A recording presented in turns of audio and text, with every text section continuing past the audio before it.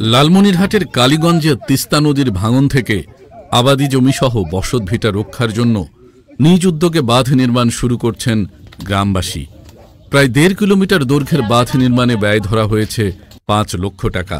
স্বেচ্ছাশ্রম ও নিজস্ব অর্থায়নে এই বাঁধ নির্মাণের কাজ করছে এলাকাবাসী। 2022 সালে ইন্ট্রাকো সোলার পাওয়ার লিমিটেড নামে একটি প্রতিষ্ঠান তিস্তা নদীর মাঝখানে নদীর বুকে নদীর পথ রোধ করে একটি রাস্তা নির্মাণ করে। এতে চলতি বছর সহ গত 3 বছরে তিস্তা নদীর ভাঙনে কালীগঞ্জ উপজেলার ভোটমারি ইউনিয়ন শৈলমারীর 3 নং ওয়ার্ডের নদী তীরবর্তী বসতভিটা আবাদি জমি নদী গর্ভে বিলীন হয়। নদীর ভাঙনে অনেক পরিবার নিঃস্ব হয়ে পড়েছে। এই অবস্থা থেকে উত্তরণের জন্য ও এলাকার কয়েকশো একর আবাদি জমি রক্ষার জন্য গ্রামবাসী নিজ অর্থায়নে ওই বাঁধ নির্মাণের উদ্যোগ নিয়েছেন।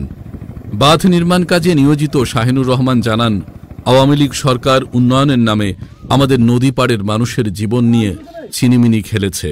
তাই আমরা গ্রামের সকল মানুষ একসঙ্গে একাত্মতা জানিয়ে নিজেদের অর্থায়নে বাঁধ নির্মাণের কাজ শুরু করেছি।